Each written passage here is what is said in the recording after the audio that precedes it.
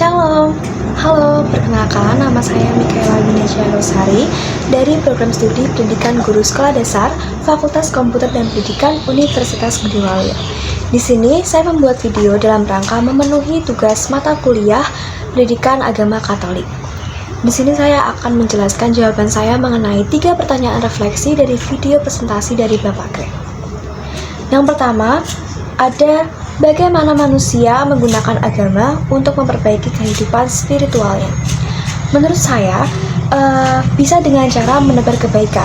Semua agama itu memiliki caranya masing-masing, tapi saya yakin bahwa semua agama mengajarkan kebaikan.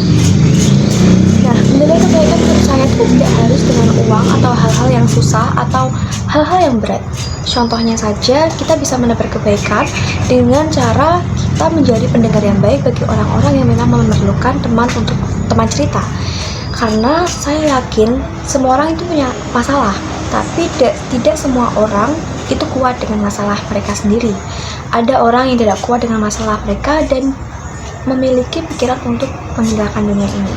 Nah, dengan kita menjadi pendengar yang baik, kita bisa membantu mereka dan kita bisa meyakinkan mereka bahwa mereka itu tidak sendirian di dunia ini.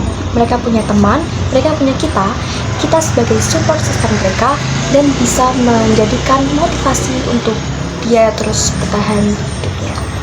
Lalu yang kedua, ada pertanyaan, bagaimana manusia menggunakan agama untuk melakukan hal yang kurang baik? Nah, menurut saya, di zaman sekarang ini masih banyak orang-orang yang belum bisa menggunakan agama untuk hal-hal yang baik. Contohnya saja, agama itu bisa dipakai untuk menjadi alasan bahwa agama mereka yang paling benar. Dan dengan alasan itu, mereka merendahkan kelompok lain atau mendiskriminasi kelompok lain, merasa bahwa kelompok lain itu tidak benar seperti kelompok mereka. Nah, sederhananya itu, menurut saya, semua agama itu baik. Tapi jika kita memasukkan ego atau nafsu kita ke dalam situ, kita akan malah jauh dari ajaran yang semestinya diajarkan oleh agama kita.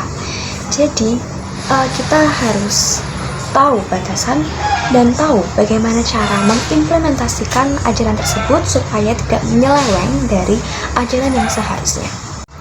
Nah, lalu ada pertanyaan ketiga. Apakah agama bisa menjadikan orang yang tidak baik menjadi baik atau bertobat? Menurut saya bisa, karena semua agama mengajarkan kebaikan. Dan menurut saya, agama itu sebagai panduan kita untuk melakukan sikap, perilaku, atau kehidupan yang baik sesuai dengan jalan dan ketentuan yang sudah ditentukan oleh Tuhan. Nah, dengan kita melakukan ajaran tersebut, sama saja kita sesuai dengan kehendak Tuhan dan menuju ke arah yang lebih baik. Nah, ada contoh kasus yang saya ambil, ada kasus dari Mongol. Beliau adalah pelawak yang menurut kesaksiannya, beliau keluar dari gereja setan dan sekarang memeluk agama Kristen. Awal bertobatnya itu, beliau bertemu dengan seorang pendeta dan mempelajari agama Kristen. Lalu 2 tahun setelahnya, beliau menyatakan bahwa dirinya mengikuti Kristus sebagai juru selamat hidupnya dan menyerahkan segalanya kepada Kristus. Sejak saat itu, Mongol rajin berdoa dan berjanji kepada Kristus bahwa ia akan menyerahkan semuanya dan mengikuti jalannya. Mongol berkata bahwa ia memegang 2 ayat dalam hidupnya. Yang pertama ada Yesaya 49 ayat 15 dan 1 Yohanes bab 5 ayat 18. Sekarang dia mendekatkan diri kepada Tuhan dan menjaga hatinya agar terhindar dari dendam apapun.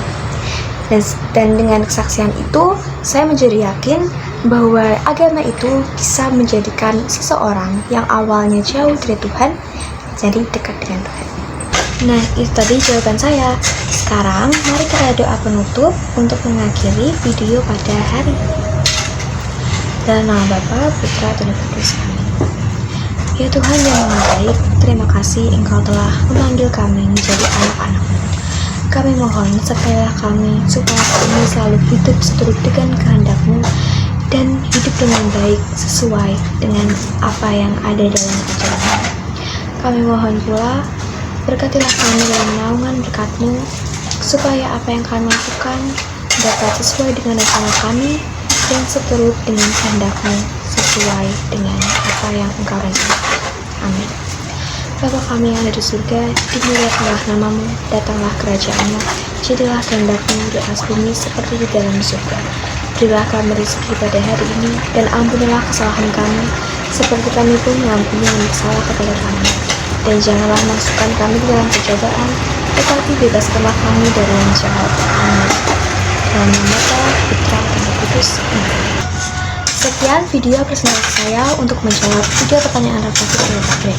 Bila ada yang kurang berkenan dari cara saya menjelaskan atau materi yang saya bawakan, saya mohon koreksinya. Terima kasih sudah menonton video saya.